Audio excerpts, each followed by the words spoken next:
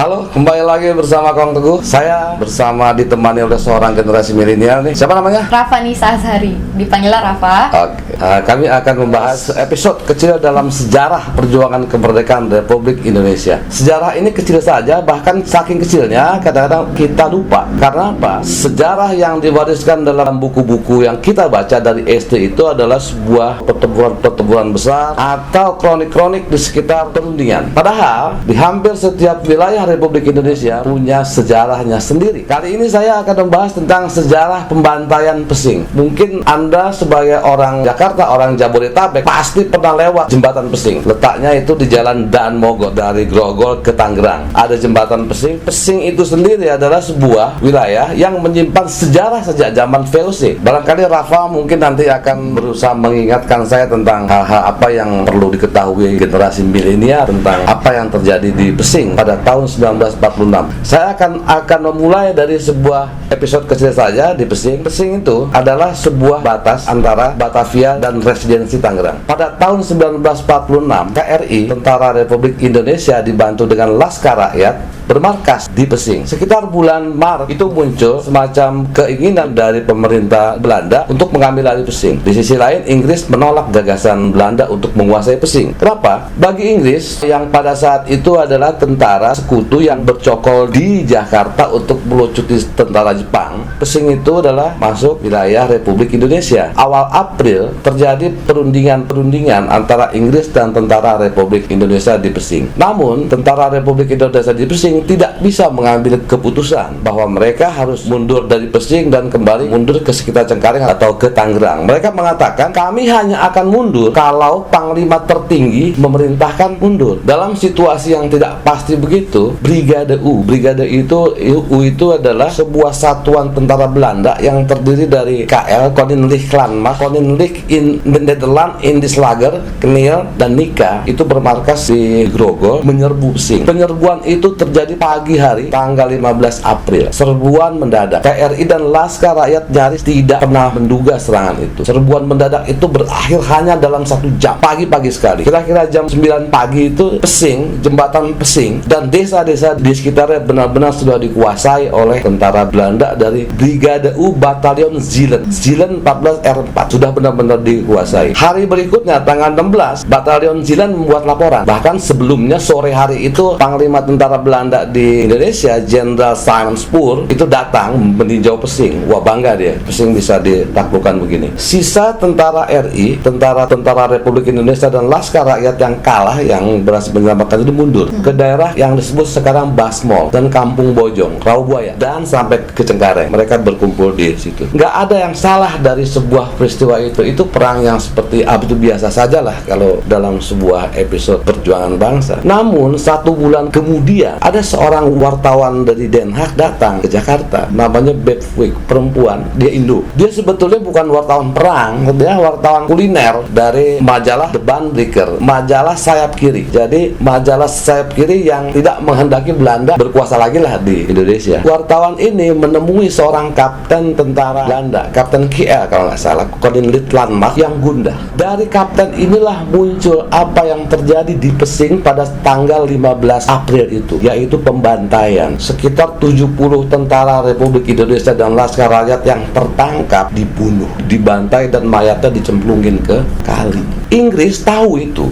Inggris marah. Akhirnya kemudian kata si kapten ini dalam pengakuannya kepada Beb Fuik, Inggris pada saat itu marah. Komandan tentara Inggris di Batavia marah, mengirimkan perwiranya untuk menyelidiki pertempuran itu karena dia yakin pasti terjadi pembantaian. Inggris datang ke Pesing, menemukan sekitar 30 orang sudah di dalam tahanan yang kumuh dan kemudian beberapa yang kena tembak, tetapi tidak menemukan mayat. Dalam laporannya ke Perdana Menteri Inggris di London, mereka mengatakan pasti terjadi pembantaian karena Laskar Rakyat dan tentara Republik Indonesia yang berada di Pesing itu sangat banyak dan banyak yang kena tangkap, tapi nggak ada mayat. Kami yakin mayat itu dicemplungin ke kali. Beb Fuik menuliskan laporan itu. Pada saat yang sama, kapten tentara Belanda yang tidak mau disebut namanya ini berkirim surat ke parlemen Belanda. Surat itu diterima oleh Nico Palar. Barangkali kalau Anda baca buku sejarah tahu siapa ini Nico Palar. Nico Palar itu adalah memihak ke Republik Indonesia dan dan dia dipercaya menjadi dubes pertama RI di PBB. Nico Palar membacakan itu surat di parlemen Belanda, kaget semuanya. Itu 1 bulan setelah pertempuran, kaget semua. Sampai kemudian Palar ini dengan kasar mengatakan kepada Menteri Negeri Seberang Lautan, Menteri Negara Jajahan gitu. Jadi dalam kabinet Belanda itu ada sebuah menteri yang ngurusin negara-negara jajahan nih, Indonesia, Suriname, segala macam. Anda tahu nggak apa yang terjadi pada saat itu? Apa yang Anda lakukan setelah mendengar atau membaca ini surat? Bengong mereka. Logeman, Menteri Negara Jajahan Belanda pada saat itu berkirim surat ke Van Mook. Van Mook itu adalah Gubernur Jenderal Belanda pada tahun 45 sampai 49, meminta Van Mook menyelidiki pembantaian Pesing. Van Mook berkirim surat ke Jenderal Simon Spoor agar kemudian menjawab usulan ini dengan membentuk komisi penyelidik. Komisi dibentuk, semua tentara, saksi-saksi ditanya semua. Namun kesimpulan dari penyelidikan komisi ini bertolak belakang dengan apa yang ditulis oleh Bedford dengan dibacakan oleh Nico Palar. Kenapa? Ada manipulasi di dalam sini. Karena komisi yang dibentuk oleh Van Mook dan Simon Spoor ini tidak independen. Oke, di situ ada pihak sipil, ada pihak militer, tetapi nggak ada pihak independen, nggak ada pihak dari Republik Indonesia sebagai yang dirugikan. Benar bahwa tentara TRI itu ditanya, tawanan-tawanan itu ditanya. Kalau nggak salah ada 14 tahanan yang diajukan sebagai saksi, tapi komisi hanya bertanya kepada 3 orang dan 2-nya dukung Belanda. Pusinglah kita gitulah. Meski demikian, tetap saja ada ketidakpuasan. Terus penyelidikan lanjutan dilakukan terhadap pembantaian Pesing. Nah, jadi pertanyaannya lagi adalah siapa sih yang membantai, yang melakukan pembantaian di Pesing? Apakah seluruh orang-orang Belanda, tentara Belanda? Oke, saya bilang tadi, Batalion Zeeland dari Brigade U yang menyerbu Pesing itu terdiri dari 3 komponen. Komponennya adalah Koninklijke Landmacht, Kenil, Nika. Kita lihat lagi. Koninklijke Landmacht itu adalah tentara Belanda yang datang dari Belanda, kulit putih. Kenil ini kebanyakan orang-orang Ambon, orang Ambon yang direkrut Bali. Nika itu orang-orang Belanda yang ada di Indonesia, dipersenjatai. Pada saat usai pertempuran itu, tahanan diambil sama tentara-tentara Belanda kulit putih, diserahkan ke Kenil, dibantai. Pembantaian dilakukan oleh Kenil. Tapi atas komando yang sebelumnya bukan? Bukan. Sama sekali bukan.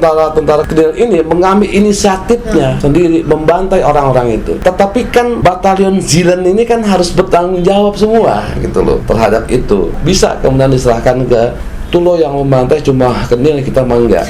Tidak bisa seperti itu juga. Akhirnya kemudian semuanya ini. Nah, sisa-sisa tentara Republik Indonesia dan Laskar Rakyat itu yang lari ke Pesing itu bertahan di Basmo dan Kampung Bojong dan Cengkareng di Buaya. Nah, pada saat kasus ini mencuat, Brigade U dan Batalion Zeeland ditarik, ditugaskan ke yang lain, diganti sama Brigade W. Digantilah Brigade W, kemudian melanjutkan pertempuran itu. Mereka menyerang konsentrasi Laskar Rakyat dan TRI di Bojong dan Buaya, masuk ke Cengkareng. Di Cengkareng terjadilah pertempuran dahsyat pada saat itu. Sebab apa? Laskar Rakyat dan Tentara Republik Indonesia itu dibantu oleh Satuan Polisi Banten, dikirim langsung dari Tangerang, dibantu. Namun karena kalah persenjataan, ya kita kan Laskar Rakyat itu kan barangkali cuma modal golok doang gitu ya, kalah lah gitulah. Kejatuhan Cengkareng itulah yang kemudian mengawali sebuah bencana besar bagi Cina Benteng. Pertengahan Mei Cengkareng jatuh, lalu kemudian Belanda udah seenak-enaknya masuk ke Tangerang. Nah, tentara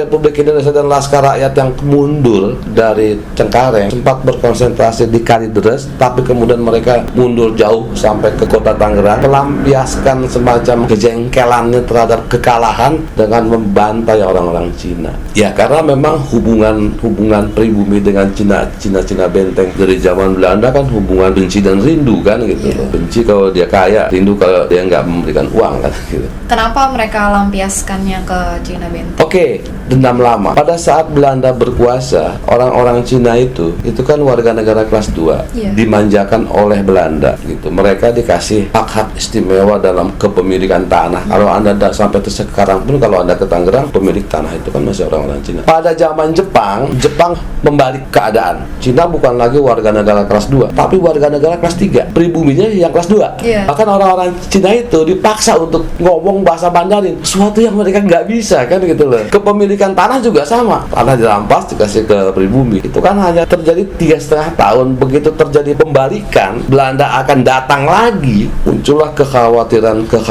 bahwa Cina akan berjaya lagi dibantai. Oke, itu barangkali hanya latar belakang saja. Tetapi persoalannya adalah laskar rakyat yang kalah. Ini yang ngamuk. Laskar rakyat pada saat itu banyak sekali. Setiap desa punya laskar rakyat di Tangerang. Dan ketuanya adalah haji. Siapa sih laskar rakyat ini? Laskar rakyat ini direkrut dari penjahat, jawara, bandit-bandit. Daripada lo jadi bandit, yuk kita berjuang untuk Republik Indonesia gitu. Nah, jadi mulai mereka jadi laskar rakyat. Kelakuannya bandit gitu. Laskar rakyat itu fungsinya adalah tentara teritorial. Artinya dia hanya mempertahankan desa. Sementara TRI, Tentara Republik Indonesia, mobile, dia bisa dikirim ke Jogja, dikirim kemana. Oke, kembali lagi pembantaian pesing tadi.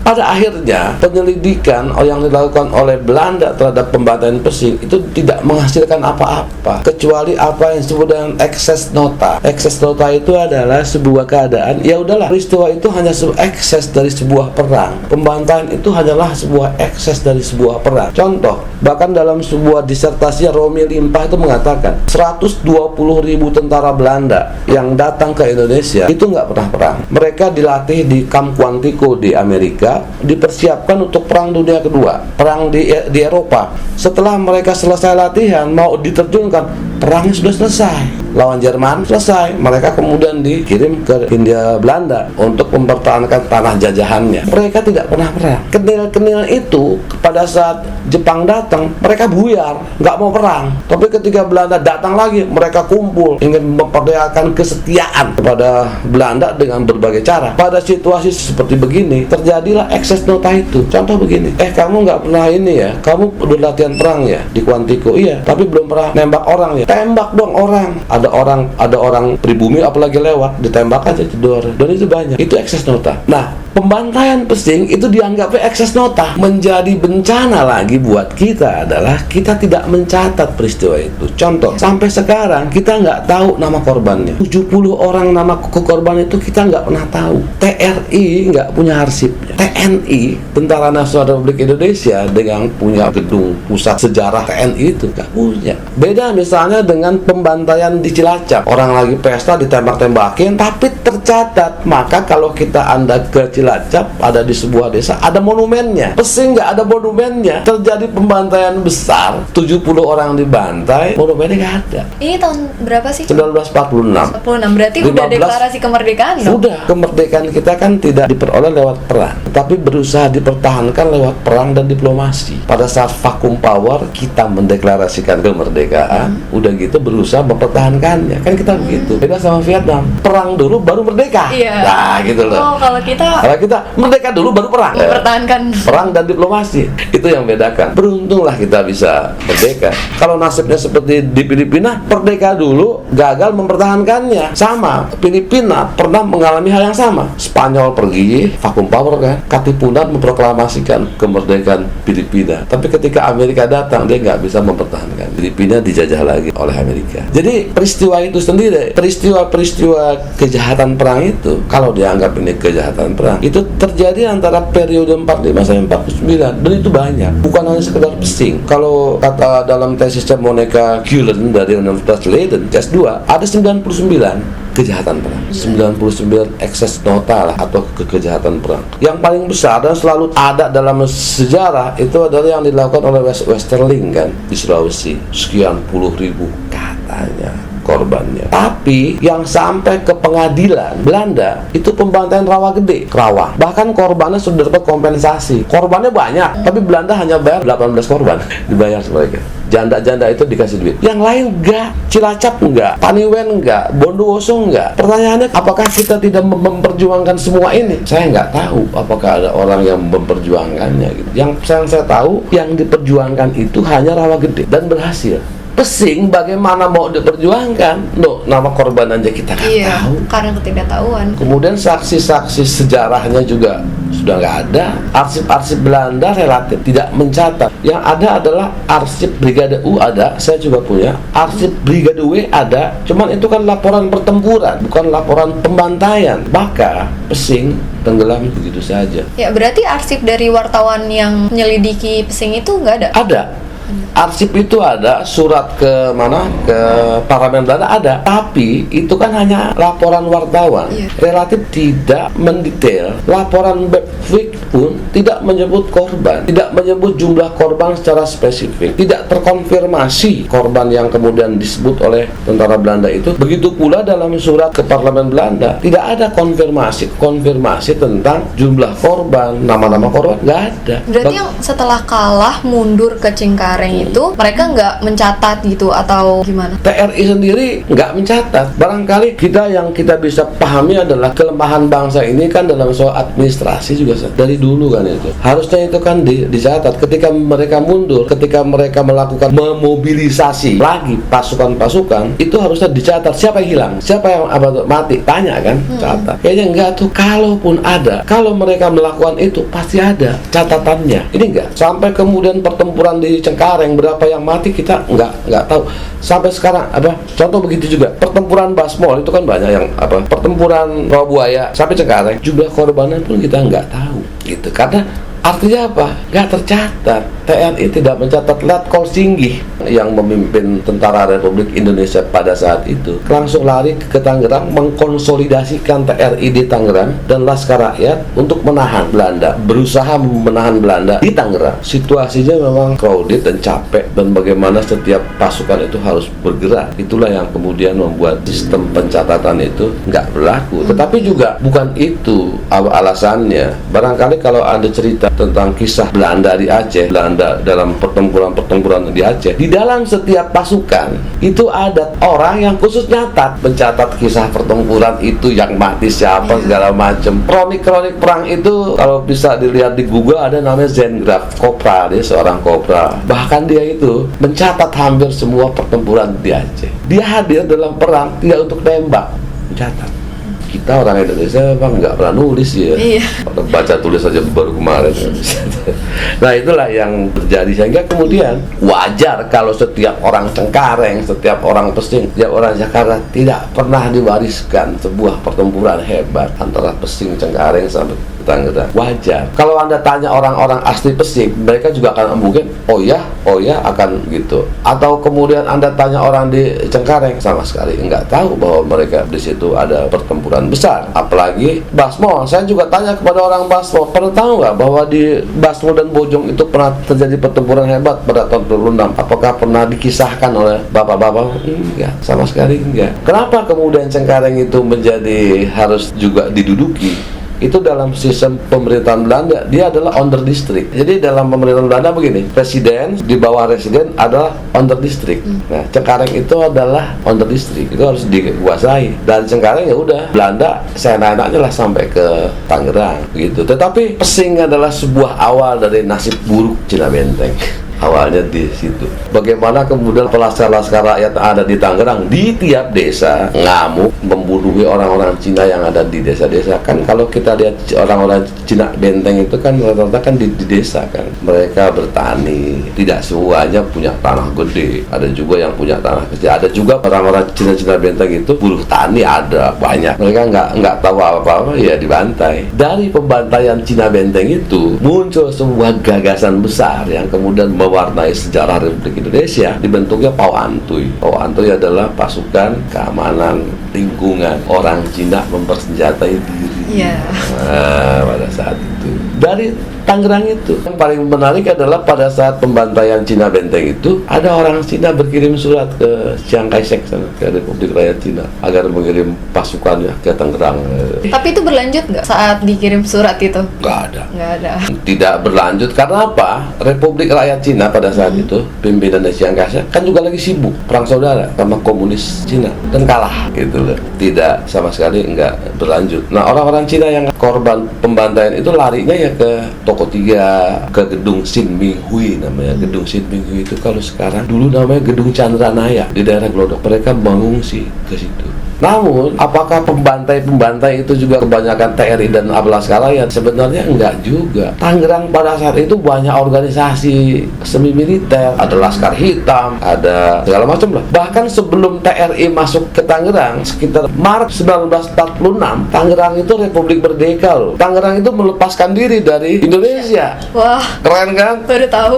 Namanya Republik Rakyat Jelata Tangerang. Pimpinannya Haji Ahmad Khairun, menyebut diri sebagai Bapak Rakyat. Tahun 46. 46 Maret 1946, Tangerang pernah jadi negara loh. Ibu kotanya Sepatan, Sangiang dan Sepatan ketika situ lah. Pernah Haji Ahmad Khairun ini kembali lagi saya harus menegaskan Haji Ahmad Khairun atau lebih sering dipanggil Kiai Haji Ahmad Khairun.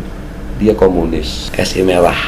SI Merah itu syarikat Islam yang berpandangan komunis. Dan dia juga yang sebetulnya mengawali pembantaian Cina Benteng dan membunuh orang yang kita kenal sebagai Otto Iskandar Dinata. Itu karena pokoknya apa namanya? Kalau menurut saya barangkali situasi yang di Tangerang yang begini pelik rumit, munculnya Haji Ahmad Khairun dengan SI Merahnya, kemudian setiap desa itu punya laskar-laskar, punya ada namanya barisan banteng merah, lalu kemudian berubah lagi jadi ada namanya Laskar Hitam. Ini pasukan khusus terdiri dari jawara, ada Laskar Rakyat yang diketuai oleh Kiai Haji Al-Sudin, membuat Belanda was-was begini, sehingga mereka merasa harus menguasai Pesing, pintu masuk ke arah Tangerang. Setelah dari Pesing, mereka harus menguasai ke Tangerang karena Batavia nanti sepeninggal Inggris sebagai tentara yang melucuti orang-orang Jepang, ini harus aman dari infiltrasi kaum Republik dari Tangerang, maka Pesing harus dikuasai. Berarti itu setelah kekacauan itu, setelah pembantaian Cina Banteng gitu. Enggak, itu sebelumnya. Oh. Sebelum kemunculan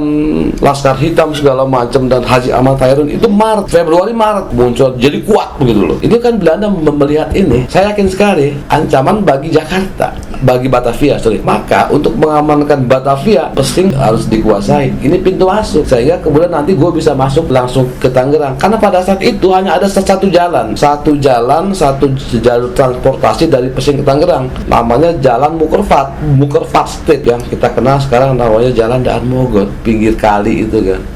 Jadi itu kalau menurut saya, kenapa Belanda mati-matian harus menguasai Pesing dan melakukan sesuatu kekejian. Tangerang pada saat itu memang dinamis, memang meledak-ledak lah gitu ya. Maklum lah, banyak jawara di situ, banyak bandit gitu yang selalu ingin berkuasa. Udah gitu muncul lagi Kiai Haji Ahmad Khairun dengan kemampuan dia berpidato. Dia ini orang SI Merah, dibuang Belanda ke Madura, balik lagi pada saat kedatangan Jepang, menanamkan pengaruhnya lagi, sampai kemudian dia berani memisahkan diri dari Republik Indonesia, Republik Rakyat Jelata Tangerang. Keren nggak? Apakah menyatunya lagi dia jatuh atau gimana? Enggak, jadi ya oke. Masuklah Letkol Singgih dengan TRI, Haji Ahmad Khairun dengan orang-orang kuatnya, salah satunya adalah Syekh Abdullah, Kiai Haji Al-Sudin, Deos segala macam lah, ditangkap, dibuang ke Salabintana, dibuang di situ, dijagain sama Didi Kartasasmita, kakeknya Ginanjar Kartasasmita, mungkin pernah dengar menteri zaman Orde Baru, jaga di situ. Barulah kemudian Tangerang kembali ke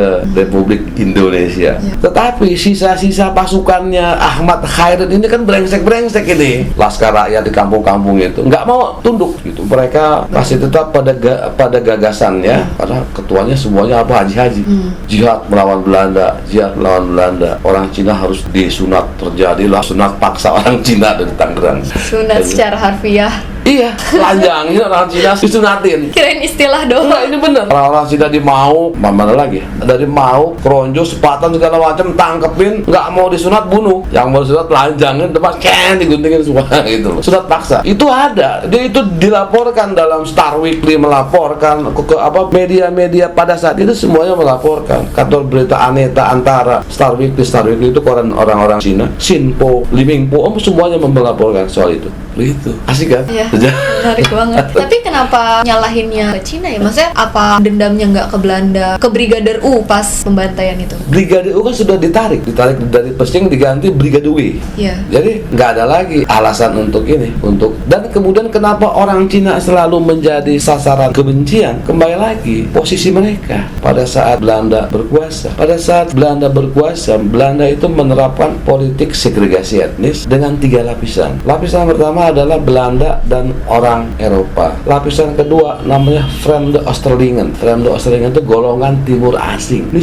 Cina sini, orang-orang Cina, Arab. Baru ketiga Inlander. Ya dulu orang lah pada orang-orang pribumi ini. Sistem hukumnya beda. Vreemde Oosterlingen inilah kemudian kalau dalam teorinya, teori-teori yang berkembang dalam sejarah kolonial itu yang menjadi yang disebut dengan middleman, orang tengah. Belanda itu nggak mau berurusan langsung kepada pribumi, maka harus ada orang tengah. Orang tengah inilah Cina. Contoh, ketika sebuah tanah di Cengkareng itu dinasionalisasi, dibeli kembali lagi oleh pemerintah Belanda, Belanda harus menguruskan sendiri. Nggak mau dia, karena kalau gue urus sendiri, gue langsung berhubungan dengan pribumi. Repot, taruhlah orang Cina. Akibatnya, ketika terjadi revolusi sosial, sasaran Inlander ini adalah bukan pada Belanda, Cina. Sampai sekarang ini terjadi kerusuhan-kerusuhan anti Cina di Jawa, dimanapun, gara-gara ini. Cuma jarang ada yang tahu ya gara-gara itu awalnya.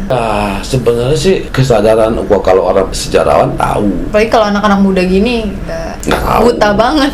Sangat tidak tahu. Oke, kembali lagi kita ke tadi pembantaian di Pesing. Persoalannya adalah begini, apa yang sebenarnya harus kita pelajari dari pembantaian di Pesing? Buat kita orang-orang Indonesia, bangsa Indonesia, semua peristiwa itu haruslah dicatat. Oke, kalau kemudian literaturnya kurang, disebutkan saja. Karena apa? Sejarah sebuah bangsa itu harus ditulis utuh, lengkap dengan peristiwa-peristiwa di setiap daerah, agar setiap daerah itu merasa punya keterikatan dan merasa terlibat dalam sebuah perjuangan memerdekakan negara ini. Kita bisa bayangkan orang-orang Pesing Koneng, orang-orang warga asli Pesing Koneng, Pesing Yan Paul disebutnya sekarang, Pesing Voglar, ketika tahu ada sebuah peristiwa besar, mereka kan juga bangga. Orang Basmo, orang Cengkareng, mungkin mereka, begitu ya, ada semacam rasa kedekatan, betapa sejarah gue tuh dekat sekali sama gue. Itulah yang bisa menimbulkan nasionalisme. Kalau enggak, ya enggak lah. Jadi sejarah pembantaian Pesing itu haruslah dinarasikan, diceritakan kepada setiap orang-orang generasi baru, masyarakat sekitar, bukan mungkin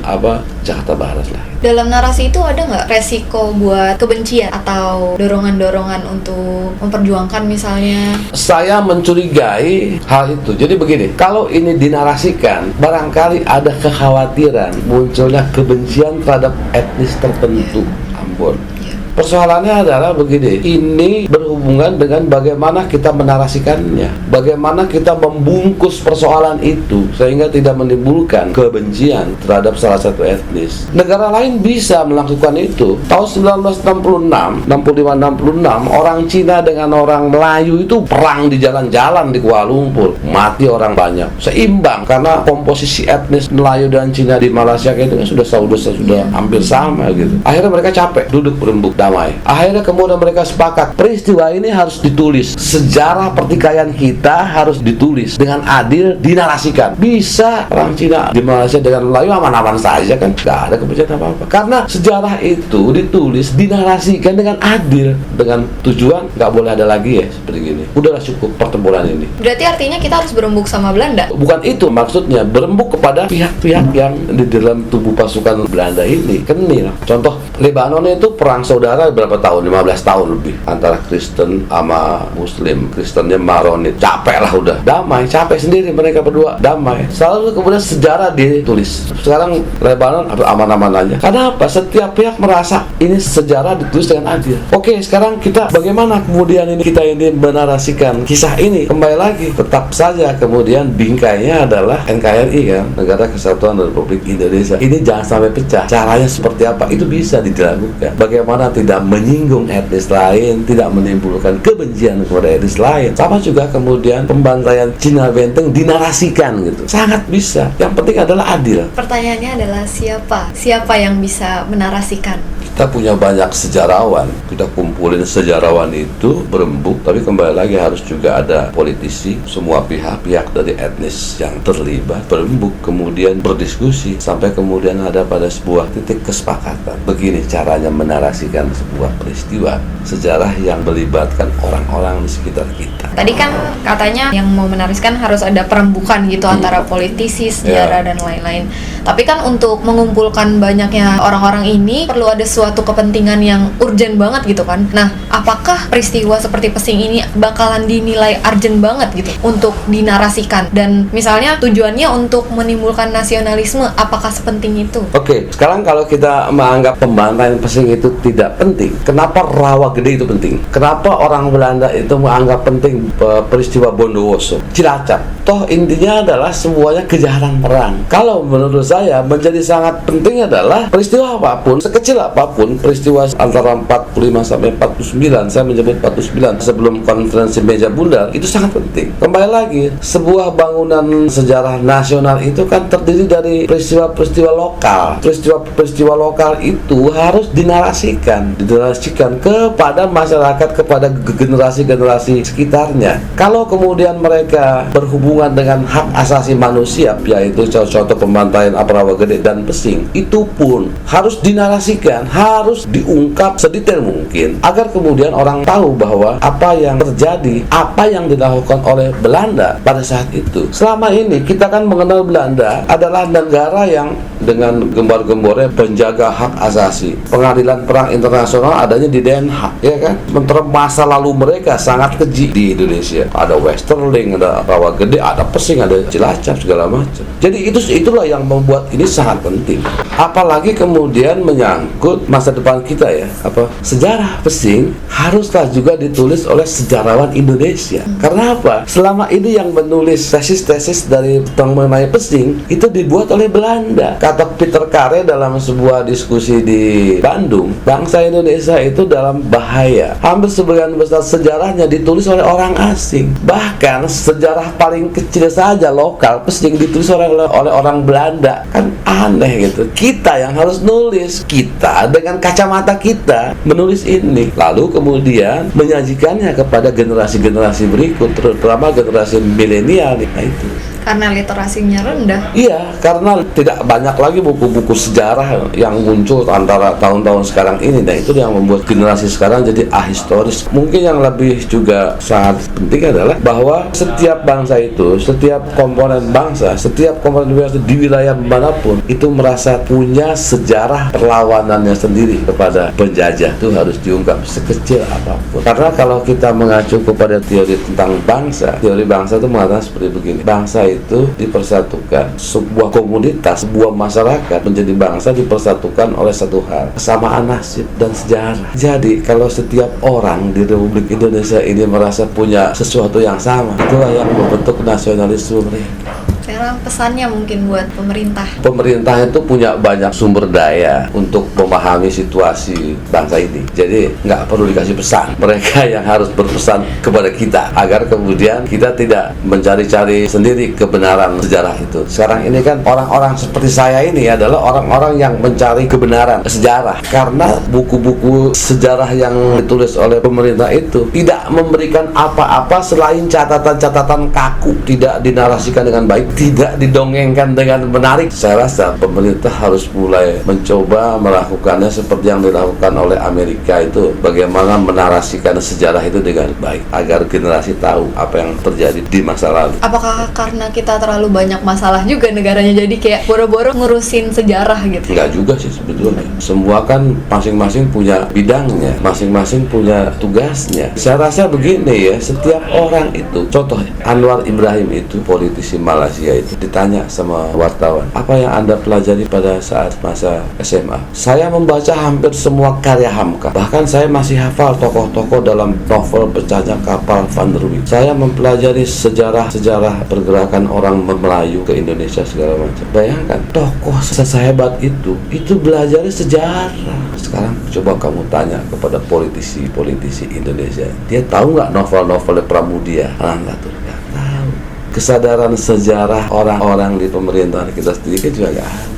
Kalau untuk generasi milenial, pesan-pesan yang mau disampaikan seperti apa? Gini, ada gap yang sangat jauh antara orang seperti saya dengan generasi milenial. Komunikasinya nggak nyambung. Kalau saya mengatakan generasi milenial harus baca ini, gini payah saya katanya. Kenapa? Generasi milenial itu malas baca, benar nggak? Iya, malas baca, maunya nonton ya. Iya, benar. Oke. Oleh karena itu, maunya ngedengar, ya kan? Itulah pentingnya acara ini. Saya sedang bicara tidak untuk generasi orang tua, tapi untuk kalian, generasi milenial, agar dengar. karena generasi milenial nggak suka baca, historis segala macam, pokoknya maunya gampang lah gitu kan ya, cepet ditangkap gitu. Padahal antara baca dan mendengar dua hal yang berbeda. Kalau Anda baca, Anda membentuk imajinasi sendiri. Dengar nggak? Kalau yang ngomongnya itu adalah sekelas tukang dongeng kelas Wahid. Kalau dulu waktu saya masih kecil ada namanya apa ya? Orang yang suka dongeng itu tuh. Itu nggak ada lagi sekarang. Kalau dulu saya masih kecil, saya setiap kali tidur didongengin oleh bapak saya. Dengar sampai akhirnya tidur. Sekarang sudah nggak ada lagi. Sekarang saya lah yang mendongengin kalian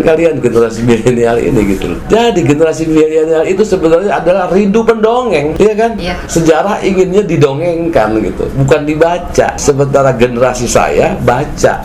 Oke, demikian bincang-bincang saya. Semoga ini bermanfaat bagi generasi milenial dan juga generasi saya. Terima kasih.